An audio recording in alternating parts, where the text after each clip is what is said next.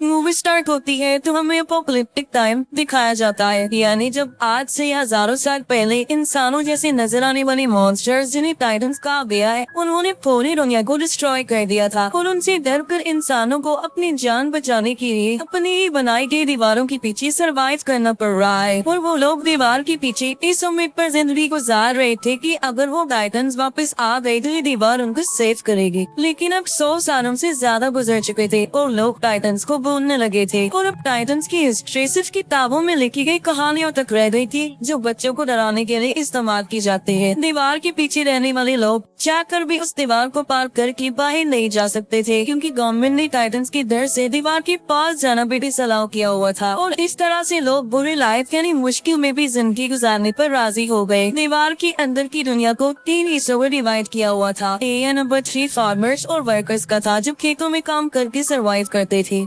Area number 2 industrial था, जहाँ पर फैक्ट्रीज लगाई गई थी। और एरिया 1 प्राइमरी था, जहाँ पर अमीर लोग पूरी सिटी को कंट्रोल कर रहे थे और किसी को भी एक एरिया छोड़कर दूसरी एरिया में जाने की इजाजत नहीं थी। एरिया नंबर 3 में रहने वाला एक लड़का जिसका नाम एरिन था, वो काफी टैलेंटेड था और वो टाइटन से डरकर 4 दीवारी में प्रिजनर्स की तरह जिंदगी नहीं गुजार सकता था, क्योंकि उसमें हमेशा कुछ बड़ा करने की लगन होती है और उसकी डिजायर थी कि वो बाहर की दुनिया को एक्सप्लोर करे। और अपनी इस ख्वाहिश को वो अपने फ्रेंड्स के साथ भी शेयर करता है, क्योंकि वो टाइटन्स पर बिलीव नहीं करता था। वो यही सोचता था कि टाइटन एग्जिस्ट नहीं करते और उसे लगता था कि लोग टाइटन से डरते हैं, इसलिए यहाँ पर छुपे हुए हैं। इसके साथ साथ एरिन का जो मेल फ्रेंड होता है वो भी काफी टैलेंटेड होता है। वो किसी भी आम इंसान को कोई एक्सपेरिमेंट्स करने की इजाजत नहीं थी, क्योंकि गवर्नमेंट का मानना ये था कि अगर इंसान अपनी सक्सेस के लिए कुछ करेगा तो वो वर्थ करेगा। वहीं पर एक लड़की जिसका नाम मिकासा होता है, एरिन और वो दोनों एक दूसरे को काफी लाइक करते थे और वो एरिन की सारी एक हैप्पी लाइफ गुजारना चाहती थी। एरिन का फ्रेंड उससे मिलने जाता है और तभी वो एक अननोन पर्सन से टकरा जाता है, लेकिन वो उस पर ज्यादा ध्यान नहीं देता, उसे इग्नोर करता है। एरिन खुद को उस जगह पर पाकर काफी लकी फील करता था, क्योंकि वो दूसरी साइड वाले लोगों की दुनिया को देख सकता था। वो जगह एरिन की इसलिए भी फेवरेट थी क्योंकि वहाँ पर बॉम्ब मशीन पड़ी हुई थी और डर की वजह से कोई भी वहाँ पर नहीं आता था। और एरिन इस बार इरादा कर लेता है कि वो दूसरी साइड वाली जगह पर जाएगा, चाहे कुछ भी हो जाए।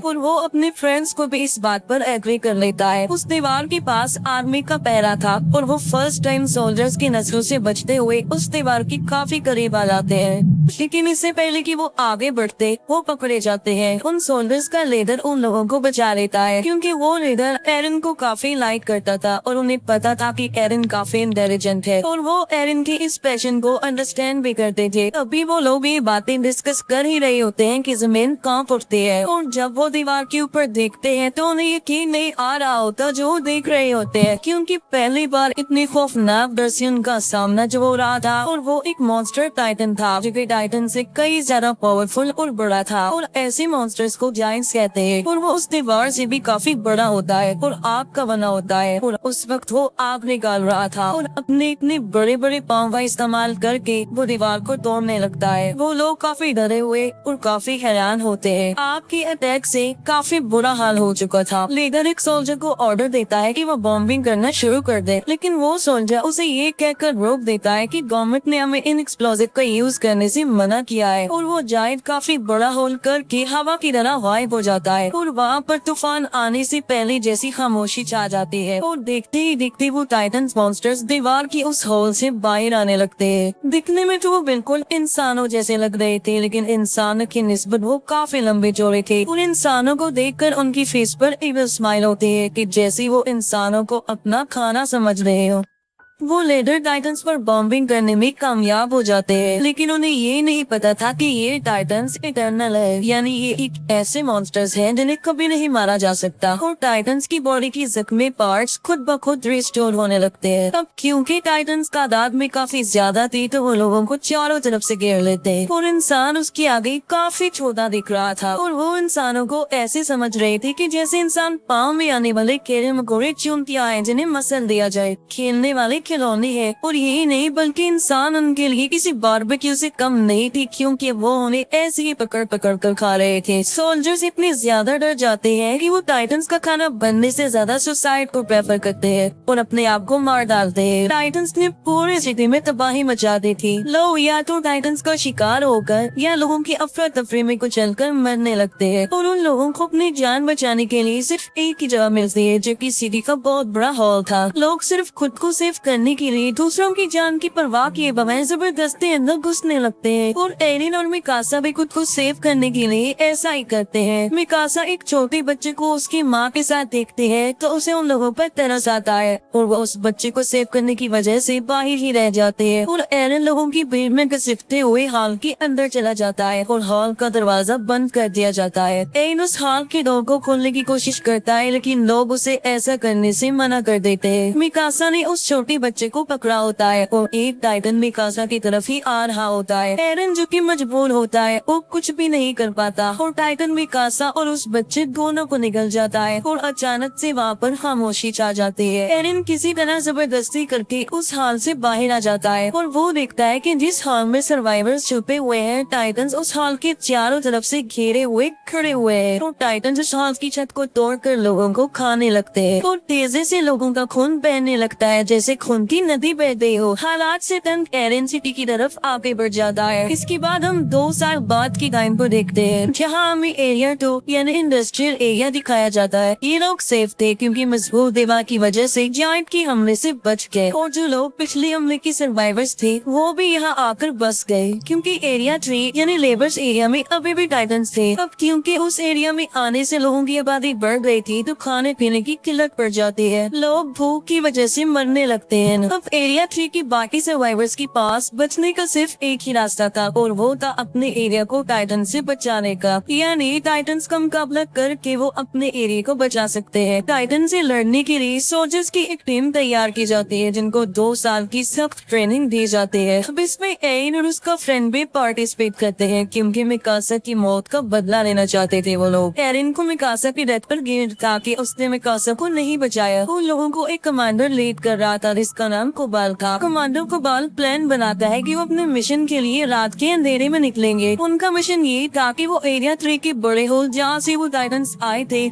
उसे ब्लास्ट की मदद से बंद करने का। प्लान के अकॉर्डिंग वो हॉल के ऊपर वाले पार्ट पर ब्लास्ट करेंगे, जिससे होगा ये कि वो टूटा हुआ मलबा नीचे गिरेगा और उससे वो हॉल बंद हो जाएगा। और क्योंकि वो दीवार काफी मजबूत है तो ब्लास्ट के बावजूद भी टाइटन्स वहाँ से नहीं आ पाएंगे और अगर वो इस मिशन में सक्सेसफुल हो गए तो वो टाइटन्स को मार सकते हैं। और उन लोगों की आखिरी उम्मीद यही एक्सप्लोसिव था, यानी इस मिशन में या तो वो मार डालेंगे या मारे जाएंगे। वेपन सेट सब सोल्जर्स को अपने बनाए गए खास न्यू वेपन के बारे में बताती है जिसकी मदद से वो हवा में उड़ सकते हैं, क्योंकि उन्हें पता चल चुका था कि टाइटन्स की नेक पर अटैक करके उन्हें मारा जा सकता है और वो टाइटन्स दोबारा जिंदा भी नहीं होंगे। प्लान के मुताबिक वो रात के अंधेरे में अपने मिशन के लिए निकल जाते हैं, लेकिन अपने टारगेट तक पहुंचने से पहले ही उन्हें रास्ते में कुछ अजीब फील होता है और वो लोग चेक करने के लिए जाते हैं कि आखिर क्या गड़बड़ है। वो समझते हैं कि वो सिर्फ काउस की आवाज है और जब उन्हें रियलाइज होता है कि सब ओके है तो वो चल पड़ते हैं। फिर एक लेडी को किसी छोटे बच्चे के रोने की आवाज सुनाई देती है और वो सोचते हैं कि बच्चा मुसीबत में है और उसे हेल्प की जरूरत है और वो उसकी हेल्प करने के लिए आगे चेक करने के लिए जाते हैं। एरिन भी उसके पीछे पीछे जाता है और जब उन्हें बच्चा मिल जाता है तो वो देखते हैं कि ये तो टाइटन का बच्चा है और वो जायंट बच्चा उन्हें पकड़ने की कोशिश करता है और नीचे गिर जाता है और नीचे गिरते ही वो जोरों से रोने लगता है। उसकी आवाज सुनकर सब टाइटन जाग जाते हैं और उधर आने लगते हैं और उन लोगों को घेर लेते हैं और अब वो लोग काफी बड़ी मुश्किल में फंस चुके थे क्योंकि उनका सनफिश कमांडर कोबाल उन्हें इस मुसीबत में छोड़कर वेपन्स वाली गाड़ियां लेकर वहाँ से भाग चुका था। एरिन की फ्रेंड को टाइटन्स पकड़ लेते हैं लेकिन वो दूसरा सोल्जर आकर उसे बचा लेता है और अब वो लोग पूरी तरह से टाइटन से गिर चुके थे और अचानक से वहाँ पर टैलेंट के टाइटन्स का शिकारी शिकिशिमा वहाँ पर आता है और उसने तकरीबन 10 से 15 टाइटन्स को मार डाला था। और शिकिशिमा के साथ एक और बहादुर सोल्जर थे और वो थी मिकासा। जी हाँ, वो जिंदा थी। दोनों मिलकर बहादुरी से अपने फास्ट वेपन्स का यूज करके टाइटन्स को मार डालते हैं। टाइटन्स को मारने के बाद वो अपने टारगेट यानी दीवार के उस हॉल के पास जाते हैं, लेकिन हैरत की बात ये थी कि मिकासा एरिन को अपने कोई भी फीलिंग्स नहीं दिखा रही थी क्योंकि उस इंसिडेंट के बाद वो सिर्फ अपना बदला लेना चाहती थी। मिकासा को वो टाइटन निकल चुका था लेकिन शिकीशिमा ने उसे बचाया। वो टाइटन से लड़ना सिखाया। टाइटन से लड़ने का एक सीक्रेट बताता है कि अपने गुस्से को आजाद छोड़कर टाइटस पर टूट पड़ो और मुकाबला करो। वो एक बात और बताता है कि इंसान को दुश्मन टाइटन से ज्यादा डर है, जो कि उसे छिपने पर मजबूर करता है। कभी उनका सेल्फिश कमांडर को बाल वहाँ पर आता है। वो कहता है कि मिशन के लिए जो फास्ट वेपन्स हमने यूज करनी थी वो हमारी सीक्रेट जगह पर नहीं मिले, बल्कि वो अंडरग्राउंड केव्स में थी और मैं उन एक्सप्लोसिव्स को खोना नहीं चाहता था, इसीलिए मुझे जाना पड़ा। क्योंकि हम एक कोल तो चीटर है जो वेपन चुरा सकता था और एक्सप्लोसिव को खोने का रिस्क वो नहीं ले सकते। वो लोग वेपन्स को लोड करने लगते हैं, लेकिन टाइटन्स उनकी आवाजों को सुन लेते हैं और अचानक वो टाइटन्स 2 लोगों को खा जाते हैं। वो सब लोग काफी घबरा जाते हैं, लेकिन लार्जी लीडर को एक्सप्लोसिव की पड़ी हुई थी और कोई चोर उनकी वेपन्स एक्सप्लोसिव से भरी हुई गाड़ियां चुरा कर ले जाता है। और एक लेडी जिसके हस्बैंड को टाइटन्स खा चुके थे, उससे में आकर वो उस चोर से एक्सप्लोसिव वाली गाड़ी छीन लेते हैं और एक्सप्लोसिव को बचाए सेव करने के वो उसमें आग लगा देती है और अपने हस्बैंड का रिवेंज लेने के लिए टाइटन्स के बीच में ट्रक को क्रैश कर देती है। लेकिन इतने हैवी ब्लास्ट से भी टाइटन्स को कुछ नहीं होता, लेकिन उनकी आखिरी उम्मीद एक्सप्लोसिव भी अब खत्म हो चुका था। उबाल भी उन्हें मरने के लिए मुसीबत में छोड़कर चला जाता है और वो लोग टाइटन्स के बीच में बुरी तरह से फंस चुके थे। एरिन भी अब हिम्मत हार चुका था, लेकिन फिर उसे शिकीशिमा की गुस्से वाली बात याद आ जाती है और वो अपने गुस्से को आजाद छोड़कर टाइटन से मुकाबले के लिए जाता है और वो उन टाइटन्स का मुकाबला करते हुए कुछ टाइटन्स को मारने में कामयाब भी हो जाता है। और फिर फाइट के दौरान टाइटन से मुकाबला करते हुए उसका एक अंग टूट जाता है और एक टाइटन एरिन के फ्रेंड को पकड़ लेता है। सब लोग एरिन के फ्रेंड को बचाने के लिए लड़ते हैं ताकि वो टाइटन उसे निगल ना जाए। एरिन अब पूरी तरह से हिम्मत हार चुका था और वो डिसअपॉइंट हो चुका था कि वो किसी भी तरह लोगों की हेल्प नहीं कर पा रहा है, लेकिन वो फिर भी हार ना मानते हुए हिम्मत करके उठता है और बिल्कुल ठीक वक्त पर वो अपने फ्रेंड को उस टाइटन का खाना बनने से बचा लेता है। लेकिन उसे सेव करते करते वो अपना एक हाथ भी खो बैठता है और आखिरकार एक टाइटन उसे निगल लेता है और एरिन देखता है कि वो इस खतरनाक टाइटन के पेट में आ चुका है और आहिस्ता आहिस्ता डाइजेस्ट हो रहा है। ये देखकर मिकासा कंट्रोल से बाहर होकर उस टाइटन पर अटैक कर देती है, लेकिन किस्मत उनका साथ नहीं दे रही थी और मिकासा क्रैश हो जाती है क्योंकि उसका गियर खराब हो चुका था। और अब मिकासा को अपनी मौत अपने सामने नजर आ रही थी क्योंकि वही टाइटन उसकी तरफ भी आ रहा था।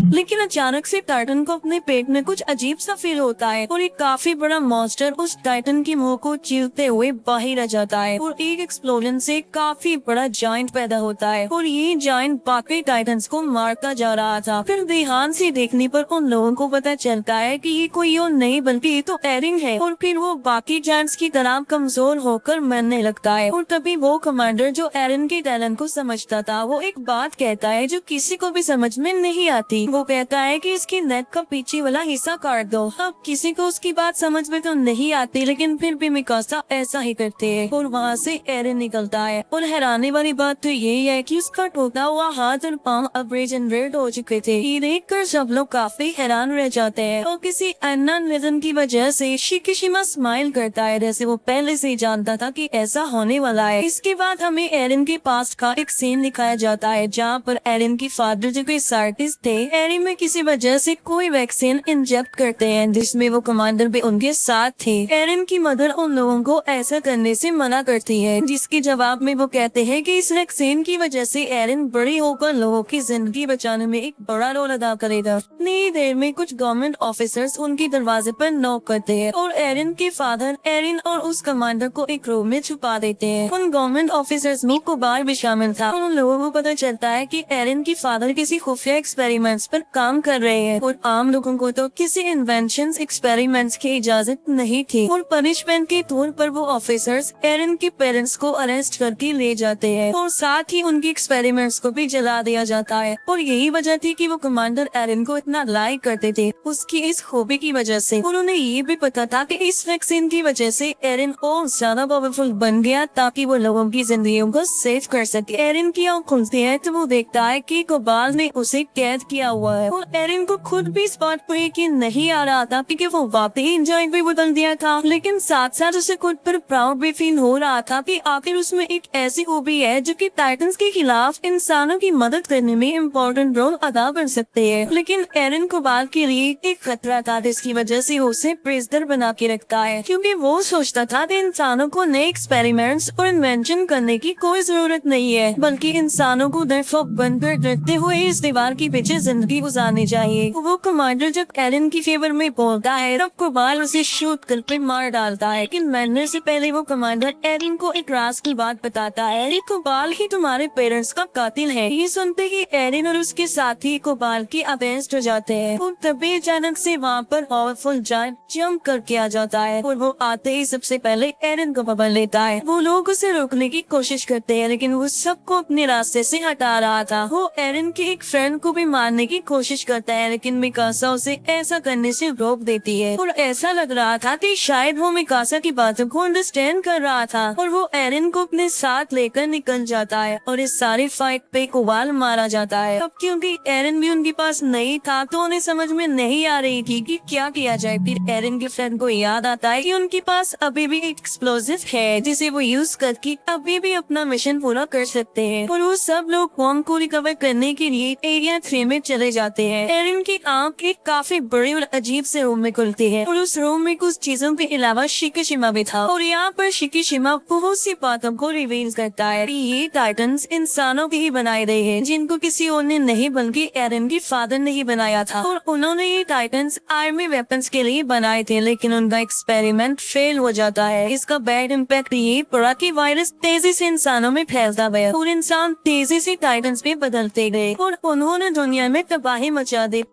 ये सिलसिला ऐसे ही चलता रहेगा, कभी नहीं रुकेगा। और मुसीबत की बात ये है कि टाइटन्स बगैर कुछ खाए पिए भी जिंदा रह सकते हैं, यानी ये कभी भी मरने वाले नहीं है। और इन्हें मारने का सोल्यूशन सिर्फ और सिर्फ एरिन के फादर के पास था, जो उनके साथ ही मर गया। और अगर गवर्नमेंट उन्हें इन एक्सपेरिमेंट से ना रोकती तो शायद आज टाइटन्स को मारने का कोई टूल होता। और एरिन के फादर ने अपने बेटे को ही चूज किया, जिसके अंदर उस वैक्सीन को इंजेक्ट किया ताकि वो लोगों की हेल्प कर सके और टाइटन्स के अगेंस्ट लड़ सके। और एरिन कभी भी नहीं मर सकता और जब चाहे वो जायंट में बदल सकता है। शिकिशिमा ये भी बताता है कि वो ही है जो गवर्नमेंट की अगेंस्ट है और उसके साथ इन्हीं वेपन्स चलाने की कोशिश की थी। एरिन शिकिशिमा की बातों से इम्प्रेस होकर उसकी हेल्प करने के लिए रेडी हो जाता है। एरिन के पार्टनर्स किसी तरह टाइटन से बचकर बॉम्ब के पास जाते हैं और बॉम्ब को ट्रक पर लोड करने के बाद वो दीवार की तरफ बढ़ते हैं, लेकिन रास्ते में ही शिकिशिमा उन्हें रोक लेता है। उसका प्लान यही था कि वो इस बॉम्ब की मदद से एरिया 2 पर अटैक करके उसे डिस्ट्रॉय कर देगा और दीवार गिर जाने की वजह से लोगों को ना चाहते हुए भी टाइटन से लड़ना पड़ेगा। और जब वो टाइटन्स को मारने में कामयाब हो जाएंगी तो वो लोग बाद में गवर्नमेंट को ही खत्म कर देंगे, क्योंकि गवर्नमेंट की वजह से ही उन्हें इन हालात का सामना करना पड़ रहा है। लेकिन एरिन और उसके फ्रेंड्स उसकी इस बात पर इसीलिए एग्री नहीं कर रहे थे क्योंकि इसमें बेकसूर लोग मारे जा सकते थे और इसीलिए एरिन और शिकिशिमा में फाइट हो जाती है। शिकिशिमा जल्दी से खुद को मार कर जायंट में तब्दील कर लेता है और यहाँ पर हमें ये पता चलता है कि शिकिशिमा में भी वो खूबी थी कि वो टाइटन बन सकता था और ये वही जायंट था जो एरिन को किडनैप करके ले गया था। और टाइटन बनने के लिए उन्हें अपनी ही जान लेनी पड़ती है और जब वो एक बार टाइटन बन जाते हैं तो उनकी असली बॉडी नेक के पीछे टाइटन वाले रोग को कंट्रोल करती है। लेकिन इन जायंट्स की लाइफ टाइटन्स की निस्बत काफी कम होती है क्योंकि ये वैक्सीन से बने होते हैं, क्योंकि बाकी टाइटन्स वायरस फैलने से बने थे, इसलिए वो नहीं मरते। एरिन और शिकिशिमा के बीच जोरदार फाइट होती है। शिकिशिमा एरिन पर भारी पड़ जाता है, लेकिन बाद में एरिन अपनी फाइटिंग स्किल से शिकिशिमा को हरा देता है और एरिन प्लान के मुताबिक बॉम्ब को दीवार के ऊपर वाले पार्ट में ब्लास्ट करने में कामयाब हो जाता है। और तब वो सब हैरान रह जाते हैं ये जानकर कि कोबाल मरा ही नहीं था और वो कहता है कि एरिन को मेरे हवाले कर दो, क्योंकि वो नहीं चाहता था कि कोई भी इंसानों की हेल्प करे, बल्कि इंसानों को डर कर दीवारों के पीछे ही छुपे रहना चाहिए। और गुस्से में आकर एक फीमेल सोल्जर कोबाल्ट को मार डालती है। और यहाँ ये बात भी रिवील हो जाती है कि मूवी की स्टार्ट में हमने जो टाइटन यानी जो किंग जायंट देखा था वो कोई और नहीं बल्कि वो कोबाल्ट था। कोबाल्ट जायंट भी बदल कर उनके मिशन को रोकने की काफी कोशिश करता है। तब शिकिशिमा उनकी हेल्प करने पर एग्री हो जाता है और अपनी जान की परवाह किए बगैर बॉम्ब को किंग टाइटन यानी कोबाल्ट की मुंह में घुसा देता है। और वहाँ पर एक्सप्लोजन की वजह से किंग टाइटन की मौत हो जाती है और एक्सप्लोजन की वजह से बनने वाले मलबे से वो बड़ा सा हॉल भी बंद हो जाता है। वो सब लोग काफी खुश हो जाते हैं क्योंकि वो अपने मिशन को अचीव कर चुके थे। और एरिन और मिकासा का समंदर और उड़ते हुए बर्ड को देखकर ड्रीम पूरा हो जाता है और उनके ड्रीम की साथ ही मूवी यहीं पर एंड हो जाती है।